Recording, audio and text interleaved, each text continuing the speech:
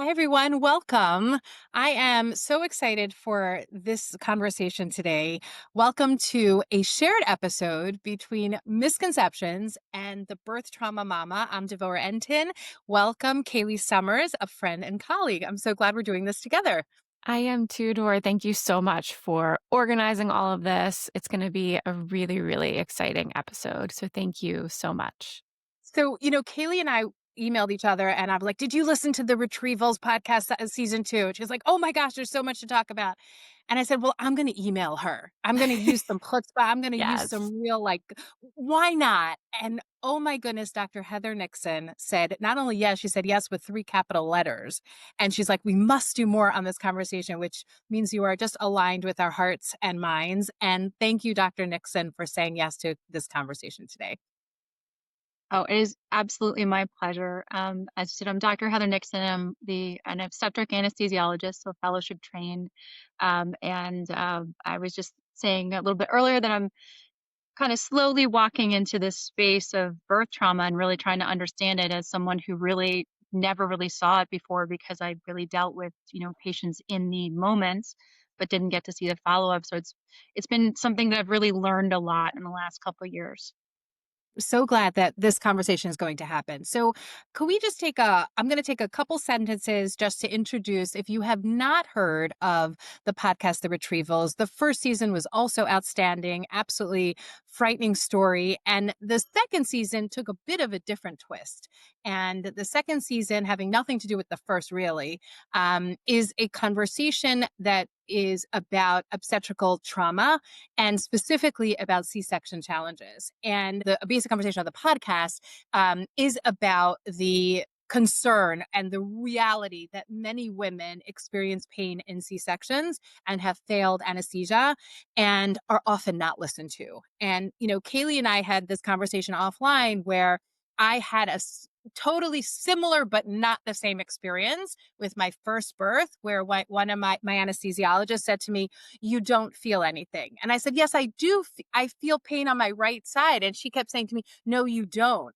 And it wasn't until she took like a lancet that is how sharp that memory is and pricked my right leg. And I'm like, you're hurting me with a sharp metal object on my right thigh. It wasn't until that moment that she was willing to agree to the fact that I felt something. And I mean, I was lucky enough to be, an advocate for self to say, yes, I do. But I know that in our experiences, very often women are just not listened to. And I would love to hear a little bit from you about what led you. We know the story. If you haven't listened to the podcast, please do. But from the physician's angle, what was it like for you when you first began to more deeply understand that this is a global problem?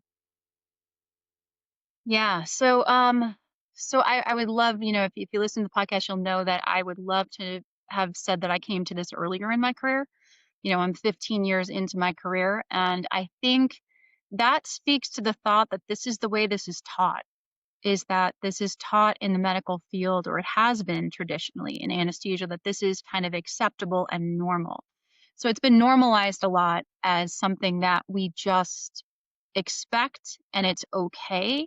And you're told that even when, you kind of get this feeling like I'm really not comfortable with this. So I'd said that on the podcast as well. Like there's this kind of unease that everyone in the room has. Like when somebody has an epidural or a spinal that's working perfectly, they feel nothing. And there are patients who feel absolutely nothing. They're like, I can't even imagine anything's happening. It's such a victory and you feel so good about it. And then there's these other cases where patients feel something and maybe they don't like it very much. Or they're just like, it feels weird. And you're kind of talking to them, coaching them, but it's not painful. And then there's the third situation where things are painful. And I think that's the muddy picture. And that's the one that I've really started to understand. The language we use, the communication that we have with patients, the way that patients experience us, the way that they experience birth, and all the trappings um, of everything in service of the baby, right? That things are acceptable because you're having a baby. Um, I think that that's what I've really started to uncover and realize how big and ugly this is, right? And so now I wonder, how much of what our patients are experiencing, was expectations versus pain versus, other things, right? So there is the anxiety component too, or patients do experience anxiety. And so all those things we need to find out ways to tease them out and to give patients words for them so that they can get the right therapies, that they can be heard and believed. And so I think that overall, your question was like, when did I start to realize that this was like such a big issue? It's like, well, when I started delving into this literature and I realized in the 1980s and the 1990s and the 2000s, we knew that, there were failed spinals. And I hate using that word because sometimes the block is working the way that you expect it to, but it's not enough. And that's what we need to take off of it is we need to take off of the idea that it's failed, because when it's failed, it's harder for people to accept, especially when they're seeing components of things they expect to see. But to say, you know what, it works, but it doesn't work well enough. And that's where we are. And so let's change our plan. Let's move. Let's be adaptable. And so those are the things that I kind of think I'm, thinking about now, and how big of a problem this is, and how do we treat it, more globally? How do we get from, the very beginning all the way to the end of what are the things that we change? One thing I wanted to just clarify for somebody who doesn't know the language of a block versus a spinal. Can Sure, you sure. define that as an Yeah. OB anesthesia? Go ahead. Yeah, so let's step back and talk about what we expect and like what is normal and what's not, okay? So there's two types of anesthesia that are generally used for well, there's more than two types, but when we talk about blocks, there are generally two types of blocks that are given for a cesarean delivery, and these are just global. So number one is called a spinal anesthesia, and what we do in that situation is we numb the back up, and we use a little needle, and we find a space where the fluid bathes the spinal cord, and we inject some numbing medicine there. And that's a spinal anesthetic. It works very quickly. It typically numbs you to like your upper abdomen and to the point where you can't move your legs, and that's expected because the density of the block is enough for surgery, because if they're cutting, it needs to be dense enough. And then the second one is an epidural anesthesia, which is a word that I think people are much more familiar with than spinal anesthesia. And that can be patients who already have labor epidurals that are working for labor. And what we do is we give them really strong medicine through the epidural to convert it, we call it conversion, to a surgical block. Or in certain cases where we anticipate that the surgery might be long, we often put an epidural catheter in so that we can redose the medicine throughout the operation and make sure that the patient stays comfortable. So when I say blocks, what I'm talking about are nerve blocks, and they are meant for the lower body, for the basically to the nipple line down, and they're meant to create a sensation or lack of sensation where patients feel anesthesia, which means you feel no pain. That's what anesthesia actually means: is you don't feel pain, you don't feel things, right? But it doesn't necessarily, in a correctly working block, mean that you don't feel anything. So I always equate this to the dentist, and anyone who's had dental work done, you get a numbing shot in your mouth. And if they are using something sharp or if they're drilling, you don't feel sharp, but you will feel them moving the tooth around, or you'll feel them pressing on the inside. And that is something that we do expect during blocks. Luckily, some patients don't even feel that, but that to me would be considered normal. And for most patients, it's not uncomfortable. So that's the conversation that we need to have. And so my language has changed when I lay a patient down. Now I'll put the block in, and we'll start giving it medicine. We're watching it over time and we're testing it. And I'll say to them, now it's normal for you to feel like a pushing sensation or like a moving sensation. Your arm moves, you're going to feel it, right? If your belly moves, you're going to feel it. But it shouldn't be painful. It can feel weird or strange. Some people don't like the sensation of feeling something move when they can't see it, or they don't, they feel disconnected to their body, but it should not be painful. And that's kind of where the crux of this whole conversation is really starting to blow up, is how do we get at understanding what is painful to patients, believing them, and then treating it aggressively to prevent trauma. Yeah, Dr. Nixon, I had a question, based in that piece. Like, what was different for you, do you think? I know this is a bit of a question where you have to kind of guess at how other people are feeling, but What was different for you and your experience that other anesthesiologists are not having? So, why are other anesthesiologists maybe not coming to this, what feels like, oh my God, we haven't been paying attention to this. What are we Yeah. doing? Yeah, what's the difference there Yeah. for you, do you think? So I think I have thought about this a lot, and I not just kind of like what did I figure out, because that's not where we're at. Yeah. But one of the things in anesthesia that I think we have always been slow to the game is understanding long-term consequences of what we do in the operating room. So the metrics of successful anesthesia are often getting a patient through a surgery, getting them out alive, putting them to sleep, waking them up, putting a block in, rolling them out, making sure that you resuscitate blood loss, making sure that they're hemodynamically, which we call like the blood pressure, the heart rate, the oxygen, are all stable in the operating room. And traditionally, 90+% of the publications that we've had in anesthesia have all focused on our intraoperative course.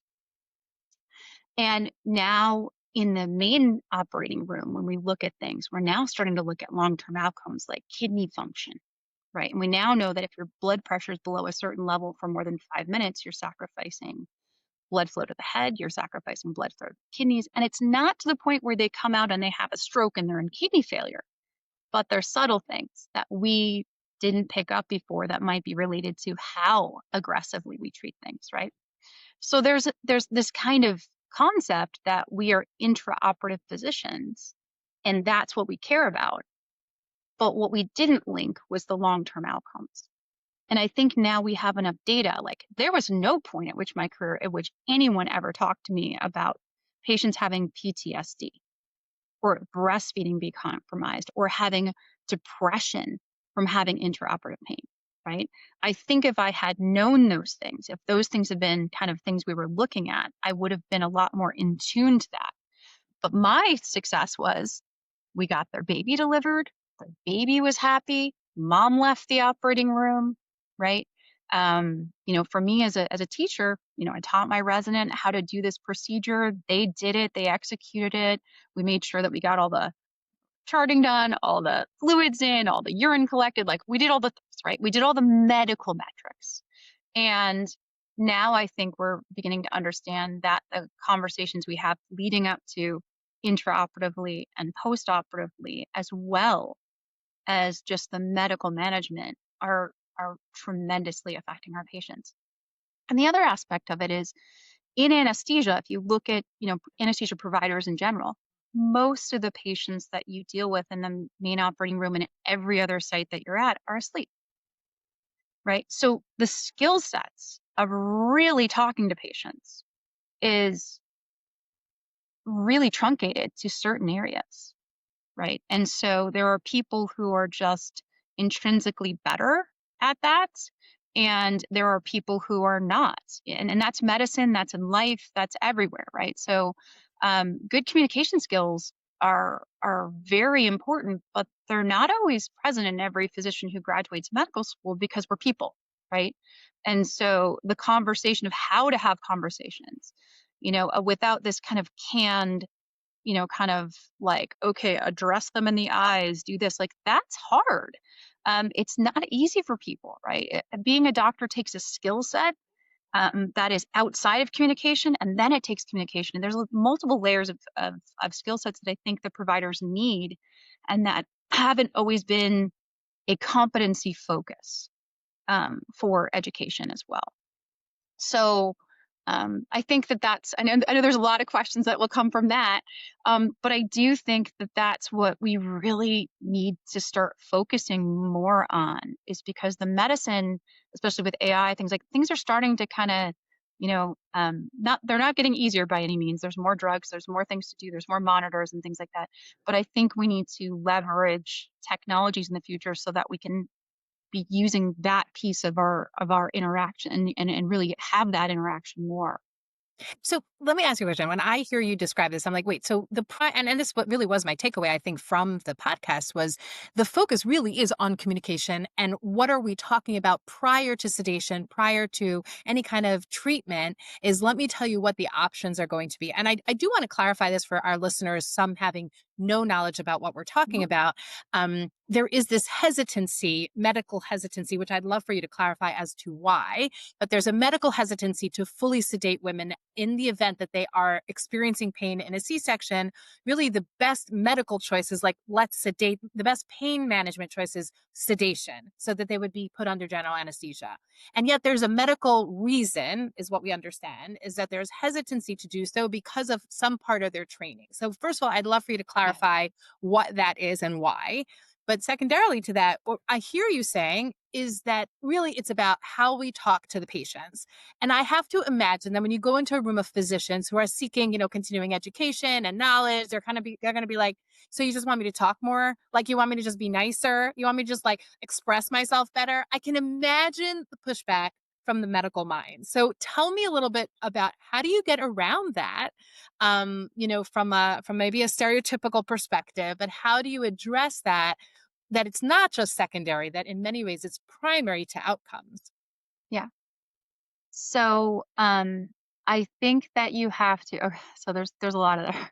So let's start with Start with the why. explanation. Yeah, Yeah. yeah. Let's start with why there's been this. Not I don't want to say resistance, but I want to say that there's been this taboo against general anesthesia.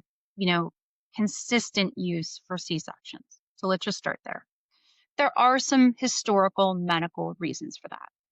Over the decades that we've kind of looked at pregnant women, their physiology, their anatomy is different. Okay. So some things do change during pregnancy that we know are totally true. We do know that pregnant women have more swelling in their throat because they have swelling everywhere, right? They have swelling in their feet, in their hands, and their legs, right? Like pregnancy is not a non swelling issue, right? So because they have more swelling, it can be often harder when you're attempting to intubate, which requires us to put a breathing tube through the trachea. It can be harder to visualize the actual vocal cords to be able to place that, which means it takes us longer, or potentially we can't get it in between there because we can't see it. And if that's the case, then if we're relying on a breathing tube to provide oxygen for a woman, then we are now in a serious, serious situation for mom and baby, where mom and baby are not getting enough oxygen. And that is the anesthesiologist's nightmare. We call that the difficult airway, right? And the difficult airway is scary. And it is something that you will try to avoid at all costs because it can kill someone, right? We're taught, I hate saying this, but when I'm talking to my residents, one of the things I teach is if we have a very complex patient who has like 50 different, disorders, and I will say to my resident, what is the thing that's going to kill them? And how do we not do that? Right. And if it's the airway, if it's the heart, if it's the, like the lungs, we choose our plan based on that, knowing that, that's our best plan. Right. And so when you look at the pregnant patient, if putting neuraxial in someone, which is the blocks, versus taking an airway and killing them, everyone kind of veers towards the other side, right? And then there's some other things, right? So number one, there's a lot of women prefer to be awake for the birth of their baby. They want to be present for that. They want to experience that. They want to have their partner in there. Not everyone. And I think that's something we really need to address is that these are very individual choices based on where a patient comes from and what, their concerns are, right? So what their priorities are. And that has not been recognized as much, I think, in the arena. We've, I think you heard one of the nurses say, they try to convince them to do general. And we don't do that anymore. Like we don't do that in our own unit, definitely. But I think that is the pervasive. Okay. Number two, there is the idea that, when we do these blocks, they can get long acting medicines that help with their pain control and recovery. There is some, data that patients who have neuraxia are less likely to get blood clots, some other things. It's very small data, very small. Okay, so I think if we go big risks and benefits, I don't want anyone to be scared they're going to get a blood clot because they have general anesthesia. That is not a thing. Okay, but there is some data that have all these little benefits of these blocks, right? And then the other part is anything that you give a mom through the IV, which is general anesthesia. In order to induce general anesthesia, we have to give medicines through the breathing tube and through the IV. They all go to the baby. which means that the baby is exposed to some anesthesia. Now, is that a massive problem? No. If a baby is really struggling, if it's an emergency, we absolutely put patients to sleep, and we anticipate that that baby will be okay and will handle that anesthesia. It may need a little more assistance when it's first born. It may need some assistance with breathing. We need to wait for some of that anesthesia to wear off. But we don't think that there's any really long-term consequences from a very small exposure around birth for anesthesia. It's more likely that if the baby needs to be delivered that fast, that we have to perform general anesthesia in an emergency, that something was wrong that was causing the baby to have problems, and it's not the anesthesia. So I think that that has been a little bit of mythology of like, it's so bad for the baby and you're going to expose it. It's okay. As long as you have people in the room who can assist the baby when it first comes out. And so you have to make sure that you have trained individuals for that. If we're going to do more general anesthesia, you need to have people in the room who can assist that baby when it first comes out, because it will be a little sleepy, just like, mom. So I think you put all those things together and you see why it would kind of really weight down the side of where we're kind of really, I don't want to say pushing, but really advocating for these neuraxial blocks. Some other things that kind of came up on the podcast that I think are areas that we really can improve and we can really aggressively hit is, one of the people, and I told Susan when I said, I listened to the podcast, I didn't hear it before it aired. So I listened to it all, and then we had hours of videotape or audio tape, and I had no idea what she was going to put in there. So I listened to it real time, and I heard some things that I'd forgotten. And so one of the questions that came up in the speech that I was giving, one of the providers in the audience said, well, it's not that I don't believe mom. It's not that I don't want to do the right thing, but I don't have assistance. If I get into trouble with that airway, there's no one in the room who can help me. And so that's something, right? So you can see the flip side is like, well, for the nurses in the room, they don't want general anesthesia because they're the ones who are resuscitating that baby. Maybe they're the ones and they don't have a NICU, or they don't have, kind of someone who's a little bit more skilled in airway management for neonates, right? Who can assist them. So they have resistance to it, right? Not that if you have a block, a baby can't come out and need assistance. It usually does. It needs some, but the level may be a little bit different, or they're scared that the level is different, right? So I think there's some system things that we can clean up, that we can really look at and say, do you have the right resources to make the right choice for the patient, right? And to do these things safely, when historically we've said that maybe they're just not, we've thought they were not as safe, right? And then the other part is, when I talked about the airway, is if we talk about historically versus where we are now, we have much better equipment. So we have these, what we call, they're called laryngoscope blades. They're called blades. They're not sharp.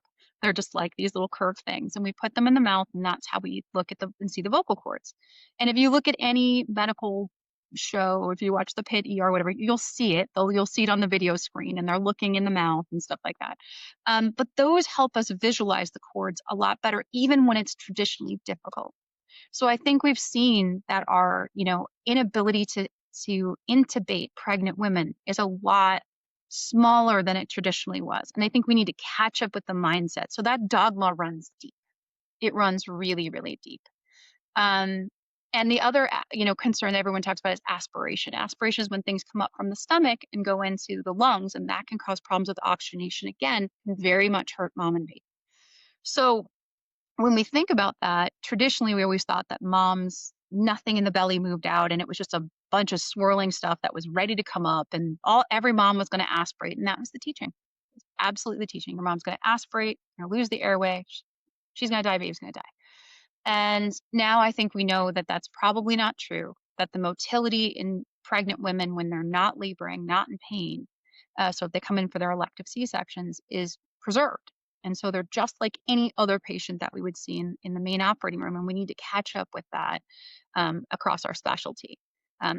But if we have a laboring patient who's in pain, then there are some hormones that get released that maybe can slow that stuff. And that's one of the reasons that we recommend not eating during labor. So there's this balance. I think that everyone's learning. And I think, what you got taught 20 years ago, some physicians are still practicing as, being the gospel.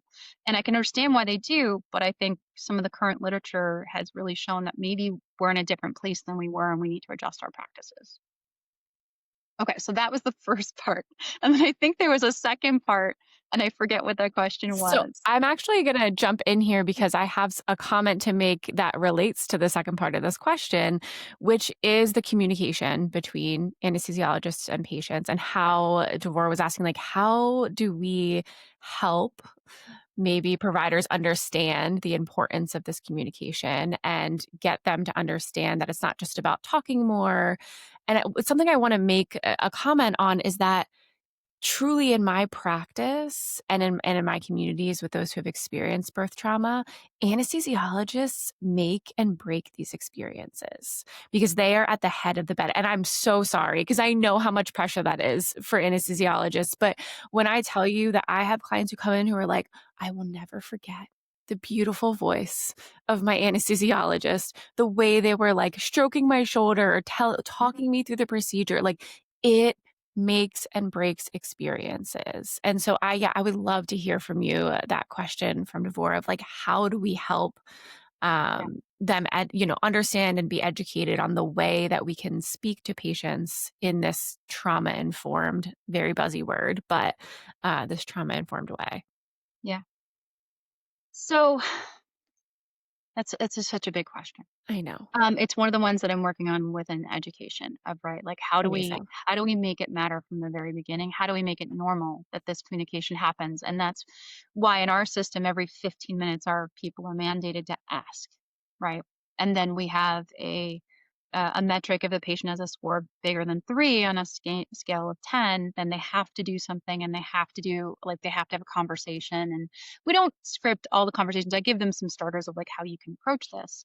And then, we have to wait for that intervention to work and things like that. So I think there's the baseline of like, here's the minimum, right, that you need to do. And that's part of your compliance, right?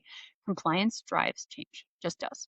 And I hate to say that, but it's not always humanitarian driven. So, and that's just medicine, right? It just does.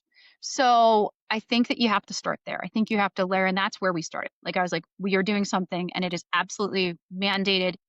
Like there was follow up on it. People didn't chart their pain scores. They got a call the next day. Hey, I noticed you didn't chart these. I hope tonight when you're on call, I will see them tomorrow morning. And it became normal. So, and you have to make it easy for people to do, right? Like you can't say like, well, you have to stand at the head of the bed the entire time and talk about your kids and your dogs. Like, everyone's No. like, what? Oh, okay. I'm not comfortable with that, right?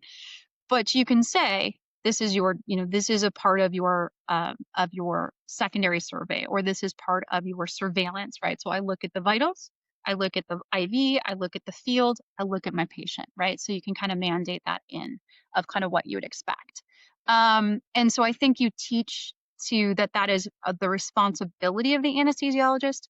And then as people grow and become more senior, you provide them with language or role modeling onto what it can look like when you are really empathetic and when you're helping someone get through something that's very stressful, right?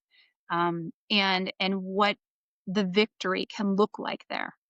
Because if they see that, if they see a patient struggling and you help them and you are there and present, and then they start smiling with you and laughing with you, they want to provide that. Nobody doesn't, right? But they may not know how to do it, right? And I agree. Anesthesiologists make and break. When there is a crisis in the OR, a good anesthesiologist is going to save someone's life. It's not going to be the OB. Don't I know that? I love them, but it is going to be the anesthesiologist, right? Yep. So the medicine is just as important, right? And recognizing when something is really wrong.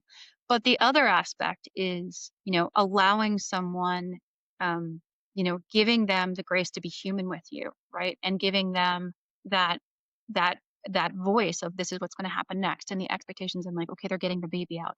That narrative of like, here's what's happening. They have your baby now. Like this is happening. Like, your partner had to step out, but here's what we're doing. You're bleeding a little bit. And so we're going to add some of this. And those are just as important to keep the patient aware, calm, and feeling like they have some sort of control. And I think that those are things that some of the compliance issues will change, right? So I learned, okay, so I'm all over my patients. My face is in their face the entire time. And I'm like, you're going to feel this. This is going to happen, right? And I've always been like that. I've always been like that because I love OB. I mean, I chose this specialty for a reason. And I think it recruits people like that who really specialize. But it's more generalist, the practice, than specialist, right?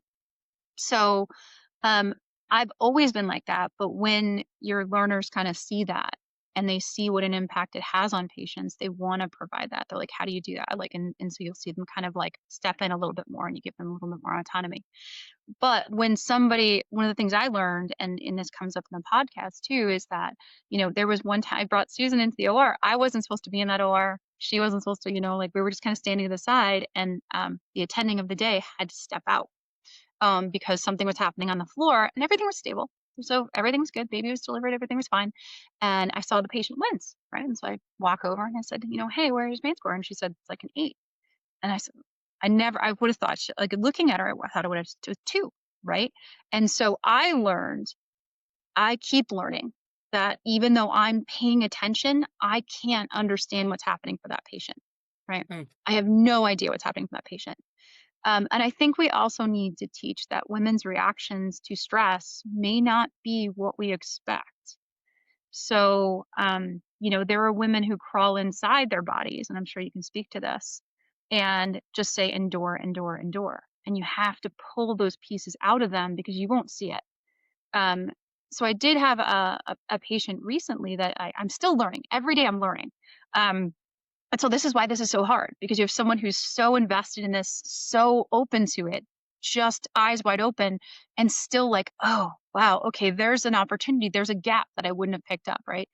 And so I had a patient who was very nervous, preoperatively had told me, very nervous, even talking about everything. I said, okay, great. So here's all the things we're going to do. And, I have medicines for anxiety. You can trigger them at any point. I can give you little bits until you're comfortable. I can give you none. You tell me when, where, and how. But you have to, tell me that you want it, because I'm not going to give it to you without your permission. And so we start the surgery, we get through the block, which she was very nervous about. She handles it, amazingly. We do all the things to try to get her through it. I lay her down, everything's stable. The OBs are about to start. And I kind of look at her, and she has her head just off to the side, locked in a position, and she's absolutely still. And if you were a doctor at the head of the bed, the vitals are stable. She's not complaining of anything. She's still, and you're like, she's in her Zen zone. She was not. So I went up to her and I said, hey, you told me you have anxiety. Can you give me an anxiety score? And she's like, I'm like a 10. And she just kind of just like could barely get those words out. And I said, okay, so we're at a point where you get to make a decision. Do you want some of that? And she's like, yes, I think I would like that. And so I gave her a little bit and waited 2 or 3 minutes. Where are we at? We worked our way all the way down to a 2, right? Just like little doses. And then she's smiling and she's laughing and she's like, thank you so much, right? So this woman, to me, looked fine. Everything about her looked fine. It was that one little cue that her head was just locked to the side. But she didn't tell me, even though we had the preoperative conversation about it. So that's the part that, like, how do we get, like, I think normalizing all the treatments, talking about it beforehand, because in that moment, she may not, if I hadn't had that conversation, she may not have been able to say, I want that, because she didn't know about it. So being forewarned is forearmed. So I think that saying like, hey, we did talk about this. Are we at that point, right? And normalizing it and saying, you don't need to suffer. There's no victory in suffering here. There's just not. I want to kind of like interject here for a moment about, from the patient perspective. Kaylee's going to take that perspective in a question form, but from a provider perspective, meaning I'm a therapist, right? We're both Kaylee and I are therapists. And so, when I think about helping to prepare my patients to go into a space where they're my clients, to go into a space where they're going to have to be that self-advocate, right? To be able to convey their worries, their anxieties to their physician. I also have to acknowledge in this space that when we're talking about women that perhaps are women of color, that may, or from a marginalized population, they don't feel safe advocating, extensively or at all in these environments. And so, it's going to take much more of a humble approach from the provider's perspective, the prescriber perspective, the physician's perspective. And I wonder how much of that is even possible to happen. But I just want to acknowledge that we can talk about advocacy from today till tomorrow and self-advocacy, but there's limitations to that when certain populations are in that environment. And that speaks to actually what you spoke about originally, that idea, like some patients will not tell us, like they just are not letting us know how they're feeling.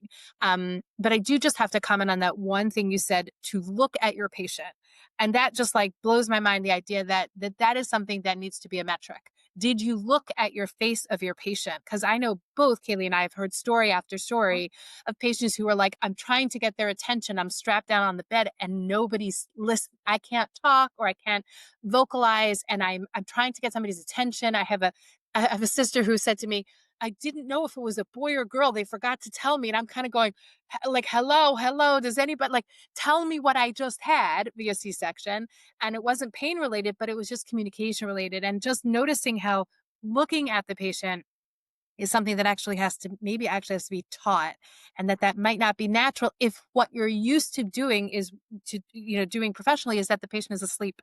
And so yes, when things are different, the metric has to change. I find that incredibly profound to consider. So I'm wondering, as a physician, what would your messages be to the community of women that I work with before they even go into the hospital? What would be helpful for us to know and helpful for us to guide our patients in?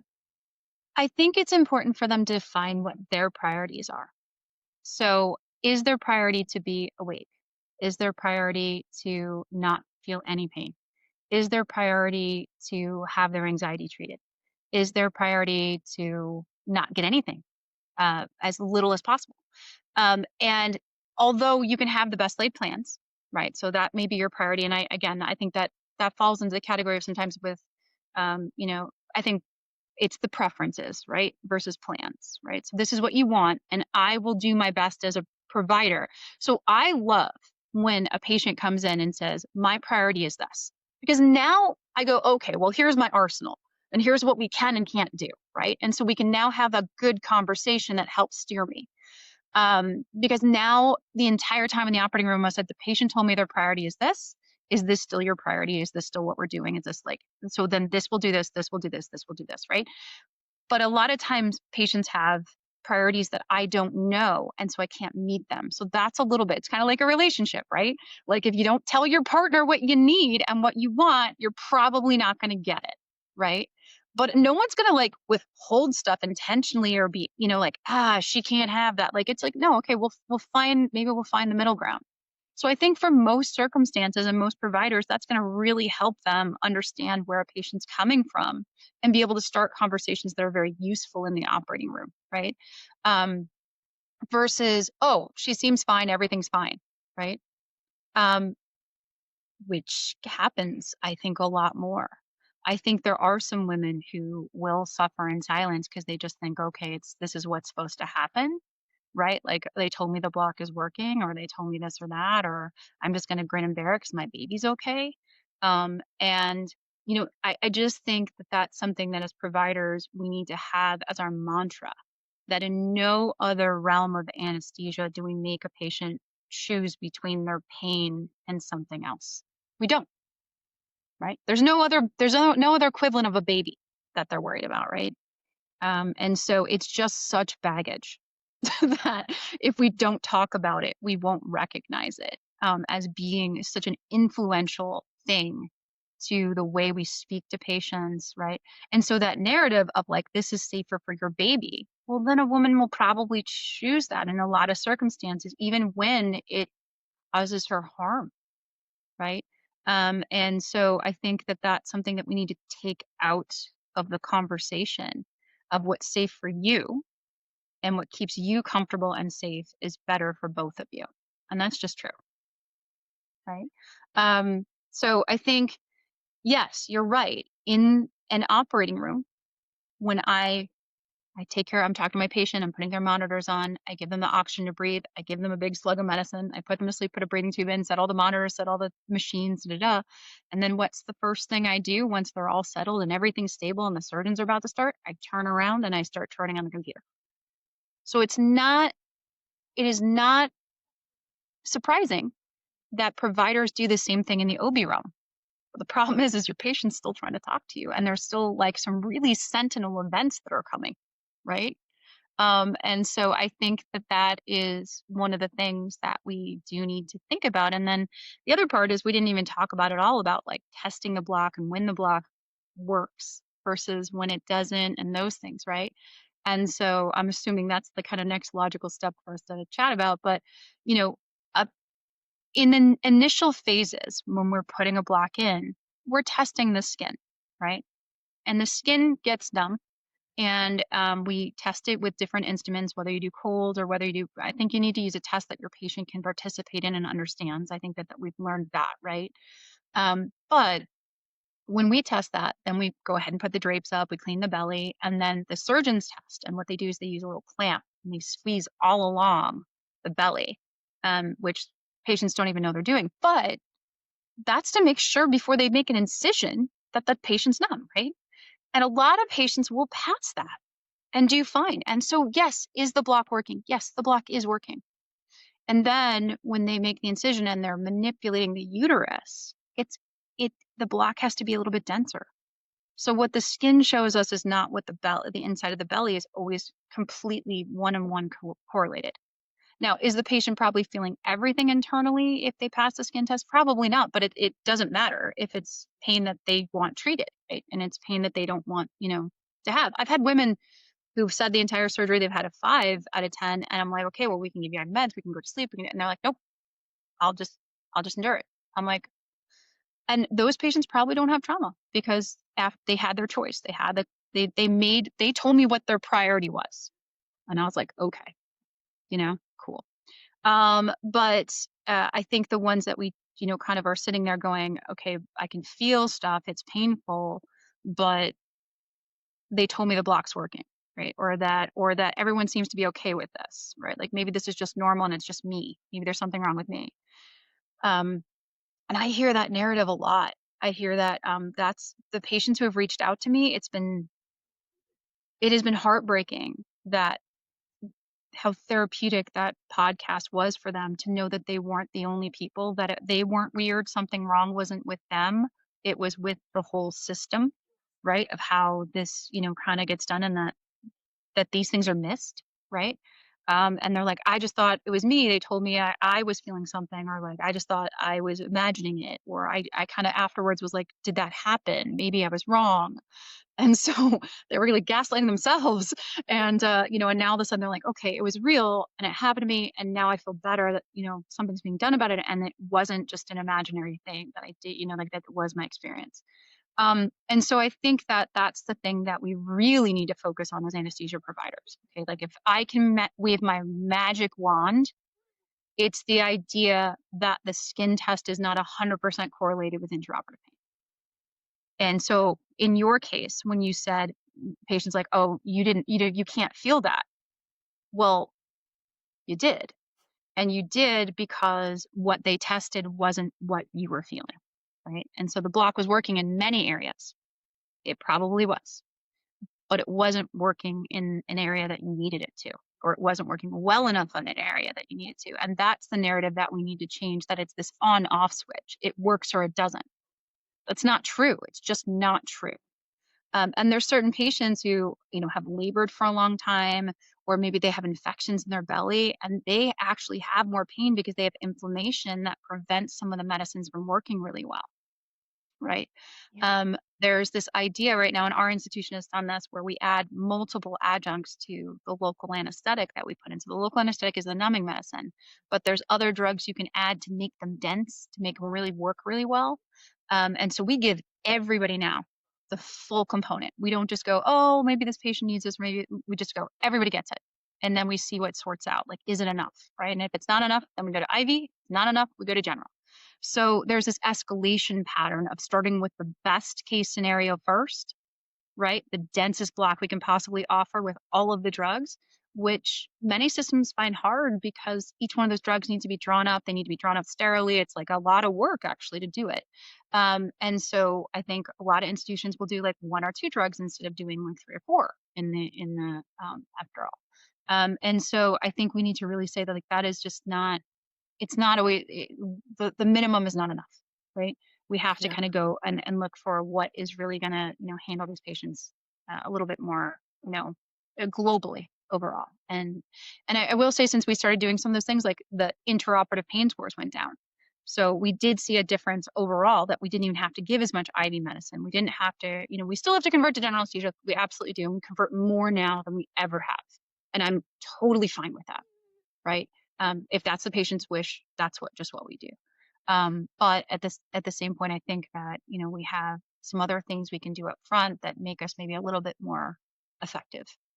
Yeah. I know we're kind of wrapping up here. This has been such an incredible conversation. I just want to maybe end on two questions. Yeah, sure. Um, I want to really get at as the patient who's listening to this podcast, maybe they're like freaking out a little bit now. Maybe they're like, "Ugh, I what know. if I end up in that situation?" Which is that literally these are the podcasts Devore and I run. Like they can be intense and bring up a lot of feelings, but they're really important. And so Yes. my first is like, what would you want patients to leave with in terms of like, if their anesthesiologist is not bringing up these conversations, is telling them that they're not feeling pain, how can they advocate for themselves in those conversations? Are there certain things that they could say that would maybe Hmm. trigger a medical provider to like pause?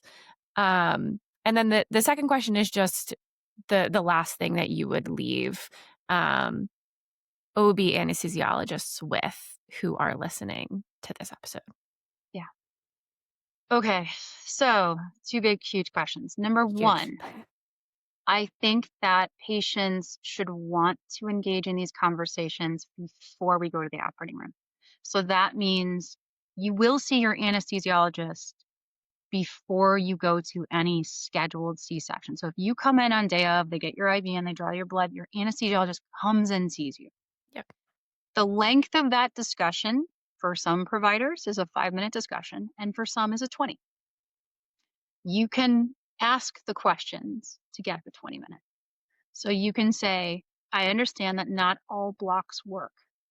If that were the case, what is our plan? What is your plan to take care of me successfully and make sure my pain is treated? Put it on them right up front, Love it. okay? Because that already puts somebody on their heels going into the operating room who may not have thought that way of, okay, you know what? She's just going to go to sleep if this is an issue, like we're not dealing with this, right? And for some individuals, maybe that's needed. Okay. I would hope most not, right? I'd Yeah. hope most be like, hey, okay, great. I'm glad you're informed. Let's talk about that because that is a really important issue, right? Yeah. But I think you say right up the front is like, I know that this doesn't always work, right? And it's in that sense, you're not saying your block is going to fail, that you're not capable. You're saying this is just a realism, right? And so what is our plan in that case, right? Will we stop the surgery? Will I have the right to make decisions? Are you going to put me directly to sleep? Like, what does that look like, right? These are questions. I don't think you have to ask all those things, but these are things to think about, right? And so you will get a okay, you know, all right, let's pause. If you already know that this is a case, and then let's talk about what we do if that happens, right? Now, in some cases, you could, if it's still at the beginning and they're testing the skin, we could repeat the block a different way with a catheter, and that works for some women. So if their priority is to be awake and the spinal doesn't work, sit you up, put the catheter in, and dose it up slowly, right? Takes a little bit longer, but we can do it, right? And if that's your priority, you say, like, it's my priority to stay awake. And so if the block were to fail initially, I'd love to have it repeated, right? If it's during the surgery and we don't have that option because once you're on your back and they're started, you can't really do that. Like maybe I only want IV medicine at first, right? Or maybe I want to go directly to sleep. I do not want just IV medicine. Like I want to go to sleep, right? So that's what I think I would have is I would bring that up right up front. And patients bring up complications all the time, right? They come in, they go, oh, I heard epidurals can cause headaches. Can you tell me about that? So this is something we're used to. I don't think we're used to this particular question because it's just kind of coming into our thing. But what I want patients to know is that of all the complications you're going to have from anesthesia, this is the most common, which means it should absolutely be in the discussion up front. And it is okay to ask. It is not going to put anyone, it's not going to make it antagonistic. It's a really good question. And your provider should have an answer for you, right? And should be able to engage in that discussion. So that's number one, right? And then, the second thing is my priority is, if you know what it is, or what my goals are to, be awake for the birth and this and that. However, I am not willing to accept any intraoperative pain, or I will tell you when this or that, whatever it is. So kind of have that in place. I mean, again, I think most providers love that roadmap. We're like, okay, we can do that. Like, you tell me what to do and I'll do it. Like, I'm not trying to withhold anything for you. There's no antagonistic aspect of this, right? There's no malignancy. It's usually that we're uneducated or we're oblivious, right? And I will put myself in that category. I'm not saying that's my peers. I'm saying I don't know. I'm terrible at figuring out what's in your head. So you got to share that with me. Okay. And then if we get into a situation interoperative, okay, so worst case scenario, there are probably 10 to 13 people in the room. Okay. So if we got to the worst case scenario, which I hope we never get to, the words that come out of any patient's mouth is, I do not consent to continue. Stop it. Your OBs, the minute you say consent, it stops everything. It stops everything. And that's a medical legal term, and I get that. But, you know, in that rare, like Clara situation, right? Yes. That is the stop. All the way before that, let's go to what's more common, right? Is, hey, I am feeling this much pain. I am uncomfortable proceeding. We need to stop the surgery. And what are my options? Let's have a discussion, right? But if you're telling someone they have to stop and the anesthesiologist says to the OBs, she's saying stop, then that's what happens, right?